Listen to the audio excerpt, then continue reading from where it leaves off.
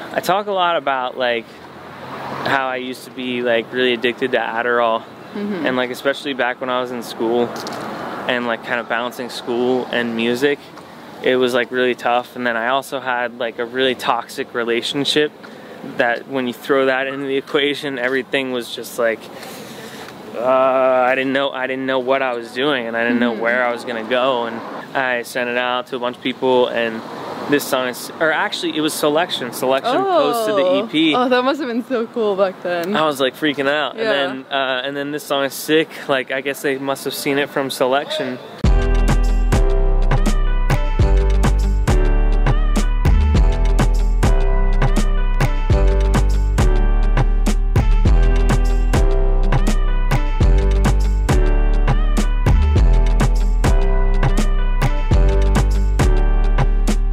Hi, this is Lauren Engel of Sidewalk Talk. Today I'm here with Louis Futon. Hey. So were you originally born, were you born in Philly or outside, or? I was born a little bit outside of Philly, in what some would call white suburbia.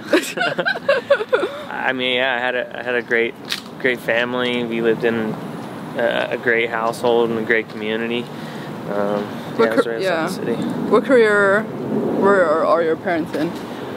My mom, she originally went to art school for like painting and stuff. She's a really great painter. Oh, wow. She came out and she's still doing graphic design.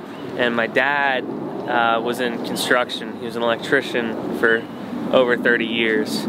So he was all about like the blue collar, like manual labor life. So you think you had your creative side from your mom? I think so. You know, I think so. And my grandpa, on my dad's side, I was always told that he was a comedian, and he always used to write down jokes, and he sang and he danced, loved to dance all the time. So I like to think that I get my creativity from those two. I don't know how you passed out creativity. I don't know what genes there. What kind of music were your parents playing in the house when you were growing up? My dad always used to bump classic rock. He always used to love like Van Halen and, you know, Led Zeppelin and stuff like that. I wasn't really exposed to much variety of music from my family until, like, you know, I grew up a little bit and got exposed to some different stuff from my friends group in high school and middle school. And who took you to Backstreet Boys? Because that concert was like life-changing for you. Or like it was a crazy like live setup. It was a crazy show. It was in a stadium. My whole family went, and me and my brother were like obsessed with Backstreet Boys at the time, and it was hilarious, man. We had the whole we got their CD. We had like a Backstreet Boys calendar and everything. No. And I was so stoked for the concert, and we went, and there were so many openers that by the time they went on, I fell asleep. No, and then I woke up at the end, and I was like, what was that? They had like 8 openers, and also the last thing I remember is them just flying on strings down to like the stage, and I was like, yeah, that was cool, and then I just fell asleep. And then how did you get into because you do what, drums, guitar and piano, right? Or? Drums, guitar, and piano, and like bass, but I count that as guitar too. Did your parents kind of want you to pick up an instrument, or how did you start? I mean, we definitely like. I have 2 other siblings, and they put us through like kind of like an exploratory stage of, you know, they made us all try like swimming and ice skating and piano, and piano was the one that really stuck with me. I remember like those books that you had to learn. We would all take lessons on the same day and every week. And I ended up like, next thing you know, I was like 5 books ahead of my siblings, and that's when my parents were like, oh, maybe he has something special. So, did you take it seriously? Like, did you compete, or? No. Really a thing here? I quit piano for a while. I don't know why. I can't remember, but I picked up drums later, and from there I like. You know, I really fell in love with the drums, and then that's when I started like, you know, forming my own bands and like writing music. What age was this when you like picked up drums? I want to say like 14 or so. Yeah, and I was inspired because my cousin played drums and my brother picked up the bass, and they were both in bands, and I was like, man, that's really cool, like I want to do that, and the drums just seemed really fun, just to fucking smash things, you know. And yeah, I picked it up, and a couple of my other friends played instruments, and you know, we just had a blast, like, you know, forming like bands and writing like music at that age. Oh, so you're already doing like original music, or was it covers? Yeah, for sure. Oh, I mean, we cool. started off doing like covers, but yeah, we just wrote our own music and stuff, and then like I would I just remember booking studio time, like getting an engineer, like what at like 16? Yeah, that's so like cool. getting artwork from this like random Russian dude overseas. It was really cheap and it was awesome. And then like printing off 150 CDs to hand out to like our high school and everything. And yeah, I was hustling back then. Do you remember the band name? The band name was Pursuit. Oh, don't look okay. it up. That was when like MySpace was huge in the music scene. Did you grow outside of your school community? Like, did you perform? A little bit. We got featured on a Russian blog. Because of the. I don't know why, but it's there. You have Russian connections. Yeah, we have connections in Russia. But yeah, I would book shows like all the time, like around our area. And then I remember booking like this like battle of the bands where you had to like sell a bunch of tickets to like enter, and we ended up selling like 65 tickets or something, and like we didn't place, but it was really fun. Like we went down to the city. We were like super young, and our parents were all like, you know, after seeing like School of Rock, I feel like School of Rock was like, oh yeah, battle of the bands, and we entered, and it was really fun. Just that whole era of like exploring, you know, music. Who were you listening to at that point when you're inspired by these bands? I think I was listening to like metal at the time, or like this weird subgenre of metal that if I named any names you probably wouldn't even know, like Mastodon or like Intronaut, like just weird stuff. I went through like so many different phases of music, I guess. How do you describe your personality back then growing up, outside of music? Back then, I mean, I still am just figuring it out, but back then, I was just like a super weird kid, and I don't know, music was always that one thing that I could revert to, and I knew it just like fulfilled me in ways that, like, you know, my friends and family and stuff at the time, like, that nothing else could. You know, music was always like there for me. Did you know from the onset that you wanted to devote your life to music? I mean, it's a strange question because like I always knew that music was going to be in my life one way or another. I didn't know that like music was going to be my life, you know what I mean? Like I knew that like I would always, like, no matter what I did in life, like music would always be there, and I would always like be able to write songs or, you know, play the drums or whatever. But to turn it into the, you know, full-fledged career and to be able to make it my life is another thing completely. And I never thought I would do that. Yeah. And then what did you study at Temple? Studied marketing and finance. Okay. Yeah. Just because like my parents wanted me to, like, again, where I grew up, like the whole thing was get a job, make money, you know, and provide for your family. Like those are the steps that you take. And I kind of like went off that path, and I dropped out my junior year. Actually, with those, what kind of career or like job did you think you could do?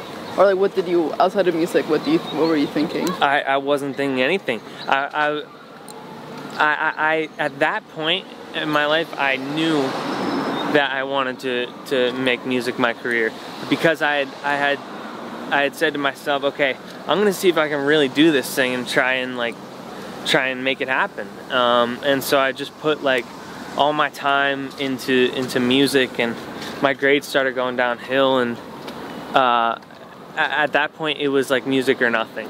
Like I called my mom every single day, and I was like, I hate this, I want to drop out.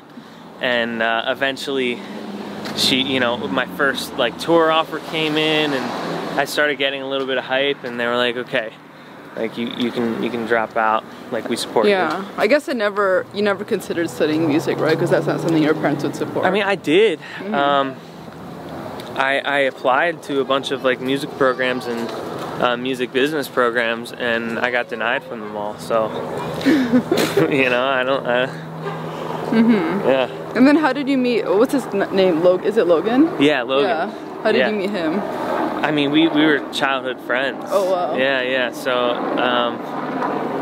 yeah, he was also in all those bands that we were in growing up, and he played bass, and then eventually, like, we went to different colleges. I ended up transferring to Temple where he went, but I was like, we just had fun with it, and like, for those who don't know, Louis Futon at first was a duo between me and Logan, and Logan, I decided to drop out, and Logan stayed in school, and we kind of had a falling out for a little bit, but we're at peace with each other. I mean, we're best friends still to this day, because he knows that like it was my passion and it was like my calling, and yeah, it ended up working out really well. And how did you come up with their name? I know I didn't even realize until the Billboard interview about Louis Vuitton. Yeah. A lot of people don't. Yeah. A lot of people. I mean, the number one thing is like people think like that's your real name. People think it's my real name.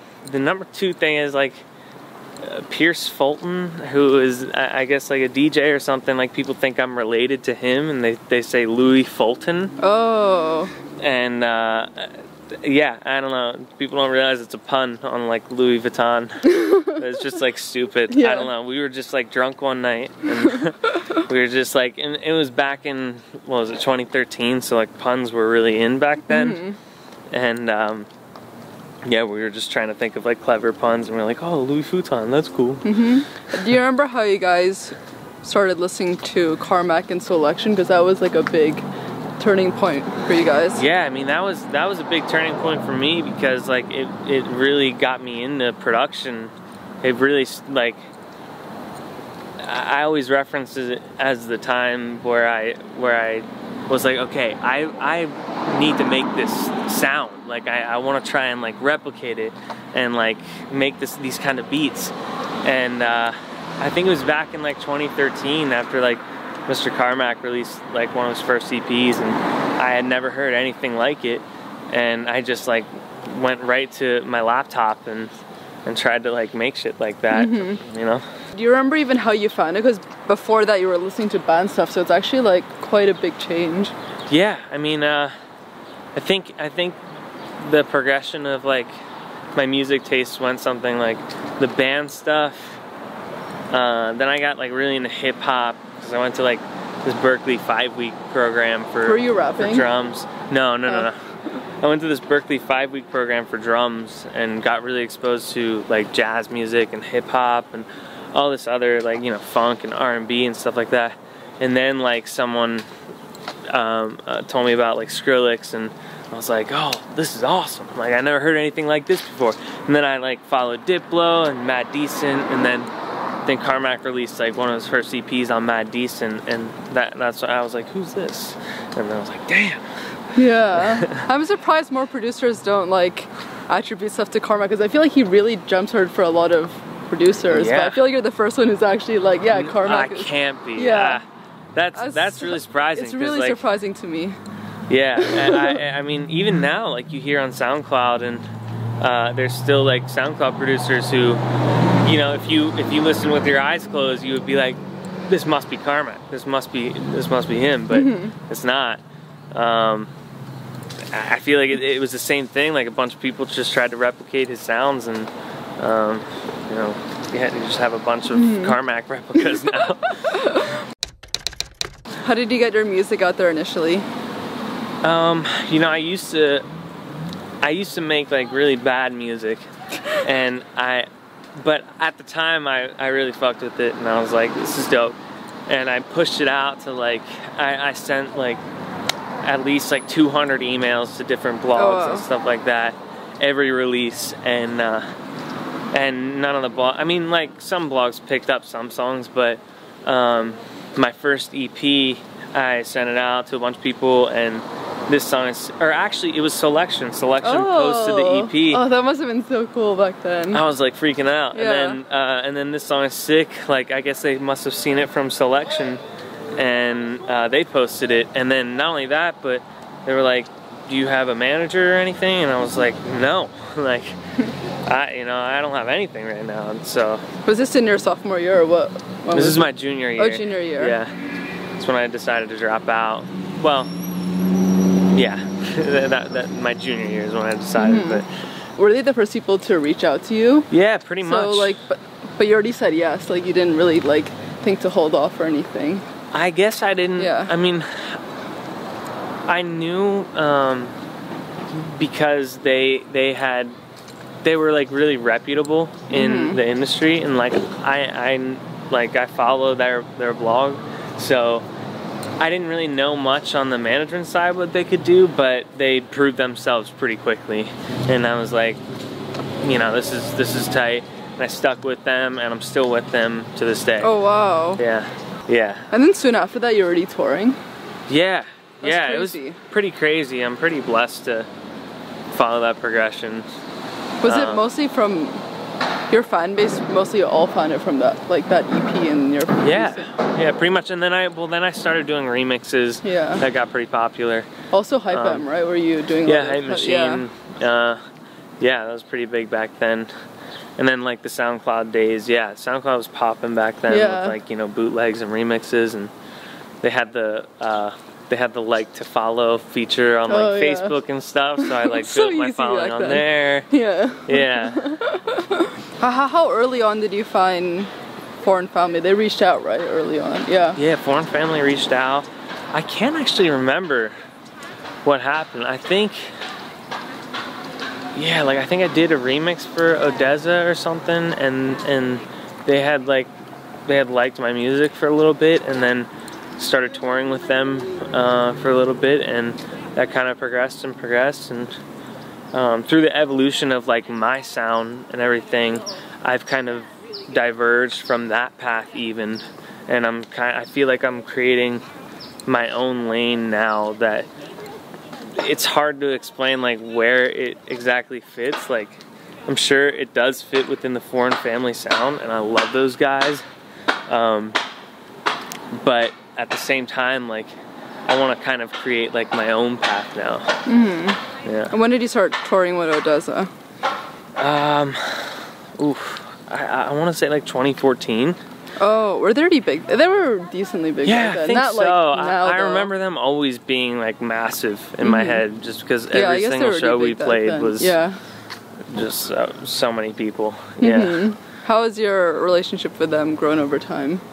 Yeah, I mean, it's been really good. They've been, you know, role models in the industry for sure, and you know, someone to look up to, and especially, you know, there's not many people. Well, now I know a bunch more people, but at the time, it's kind of strange, like when like a really huge artist reaches out to you, and you know, wants you to tour with them, or you know, wants to support you, and it's kind of like a surreal feeling. And so I took advantage of that, and you know, took all the advice I could from them and soaked it up like a sponge. Yeah. How did you meet Louis the Child? Oh man, you're asking the tough questions. Like, they happened so long ago. How did I meet them? I think it was in Chicago.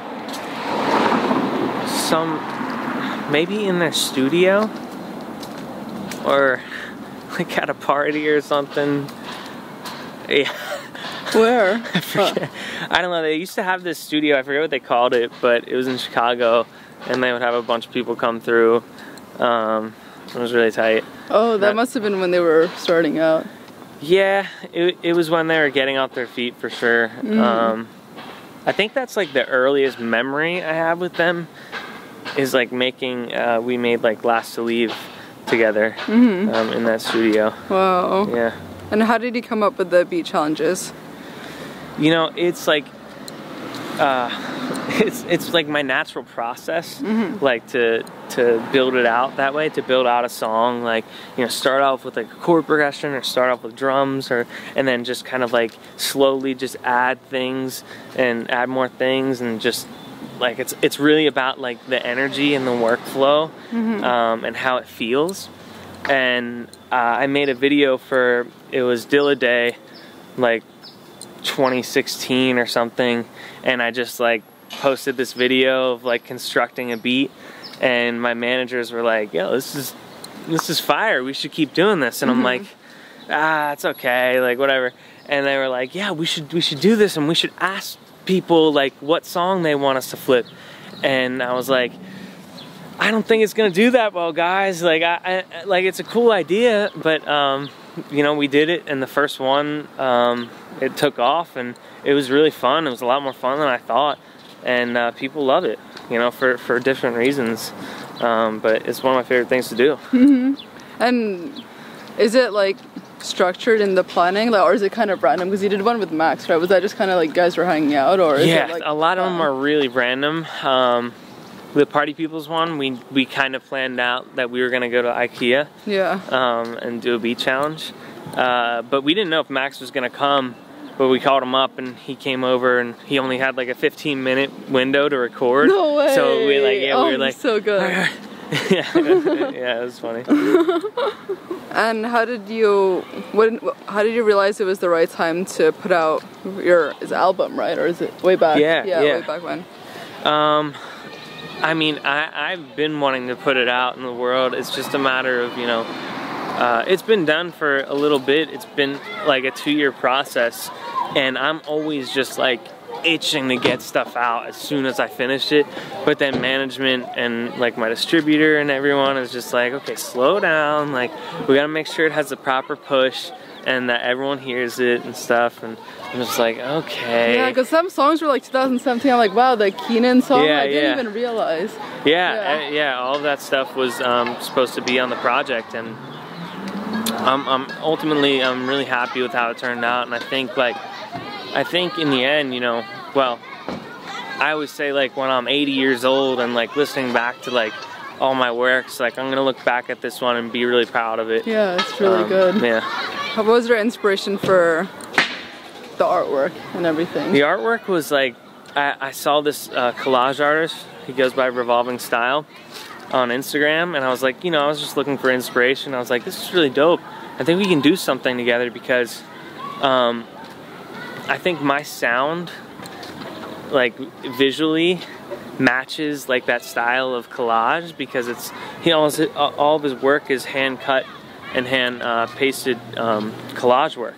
So I mean, my sound is like, I really try and focus on blending live and electronic elements seamlessly, and like blurring that line of, oh, is this live or is it electronic? Is it R&B? Is it, you know, you don't really know. And I thought we could do something special, and we went through at least like 50 drafts of like nonsense until like he came up with something like really, really cool, that background. And I was like, okay, cool. I think like something can go in the center. And so I like hit up this other artist, and I was like, can you do something? And he was like, yeah. So he made the centerpiece with the 2 lovers in the middle. And then I was like, all right, let's copy and paste these in the center. And then it just kind of all came together through like, you know, 3 different artists. But yeah. And I read in a previous interview that you've always wanted to work with James Brown. Is it James Brown? Yeah. I mean, yeah, I would love to work with James Brown. What about him? Just the soul, like he's untouchable. Like in my head, he's like top of the top. Like I feel like a lot of like Anderson .Paak is now inspired by James Brown, like the raspiness and like if you look at any of his like old performances, like the energy that he gives and just the soul that he performs with is something that like I take into my own performances now and put into my music. And I would love to collaborate with anyone who puts that kind of, you know, energy into their music. Yeah. How would you say your music has changed compared to the early songs you made? Oof. it's constantly changing. You know, day by day. I feel like early on I was just, you know, just exploring like what I could do, and I actually cleared out my laptop the other day full of like, I went through like all my old ideas. It was pretty like cringeworthy stuff. Like, you know, even like 2 years ago and 3 years ago, like just listening back, I'm like, ugh, like what was I thinking? But I feel like I'm able to. I'm always like expanding my like music brain and learning new things, because what I did like a week ago, like no longer defines me. Like I need to be constantly learning new ways to express myself. And what I did like, you know, 3 years ago, I just like doesn't cut it now for me. Like I don't, like some things I just don't feel anything, like chord progressions or like rhythms or something like that, and I always have to be like expanding my library up here in order to express myself. And so that's how it's changed. I feel like I learned how to grow and expand my arsenal in order to express myself. With that, how would you say you've grown as a person compared to when you were younger? When I was younger, I mean, I just like stopped giving a shit about anything. Like I learned that like life really has no meaning, and so that you can do anything. Like my girlfriend's like really into improv comedy, and I'm gonna sign up for courses soon. Oh, nice. And, like, yeah, and we've been cooking a lot and just kind of taking just putting passion into everything in life, and not just saying like, okay, music is my job, music is my career, although, you know, it is most of my life. But just being in the present, I've really learned how to be in the present and like just put passion into everything in my life. What would you say have been your biggest challenges so far in your life? Biggest challenges, I mean, I talk a lot about like how I used to be like really addicted to Adderall, and like especially back when I was in school and like kind of balancing school and music, it was like really tough. And then I also had like a really toxic relationship that when you throw that into the equation, everything was just like I didn't know what I was doing, and I didn't know where I was gonna go, and my music suffered from it, my relationship with my family suffered from it. Everything was kind of just out of whack, and I didn't know who I was. And I would say getting over that hump and coming out to be who I am now was the hardest thing I've ever had to do in my life. Actually, for someone who's going through something like that, what kind of advice would you give them?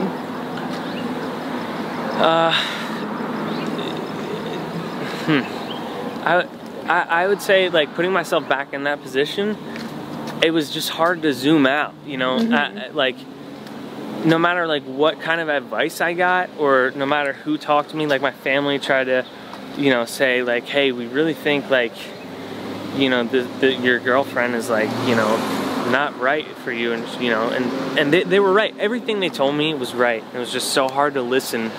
But for someone who's going through the same thing, you know, like especially addiction, like just zoom out and breathe, and find your passion and hone in on that, and don't be afraid to like be vulnerable and like fuck up or like feel wrong. Like I wish I would have gotten out of that relationship, and I wish I would have like quit Adderall and just like put myself in the space that I was in after those things had gone downhill. And I was just like in this space where I was like, oh, this feels so fucking shitty. Like, but you gotta go through that. Like, you have to like hit that like rock bottom in order to like climb up. Yeah. What does love mean to you? Love is it's just energy, you know. You can't really explain it. It's just like the energy and the connection with something or someone. Like right here we're connecting. Like, if this is love right here, you know. Like, I love music because I get that, I just get that feeling in my stomach. Can't really explain what it is, but it's just that pure passion that runs through me, you know, with my relationship or with my family. And anyone who I don't feel that with, you know, I just have like a good radar for that, and like why that's happening, you know, why you know, there isn't a connection. Is there something off with me, or is there, you know, am I projecting something? Are they projecting something? But yeah, I mean, that's love. Yeah, I love that. Last question. What do you want to be remembered for? What do I want to be remembered for? I don't really care. Yeah, I don't know. You can remember me for whatever you want. I guess a better way to put that is I want to leave like my best on this planet, my best work, and I just want to give like my life all I have, you know, and that's what I want to be remembered for. Yeah. But if you want to remember me for other things, like, that's up to you. I love this. Thank you so much. Thank you. Bye.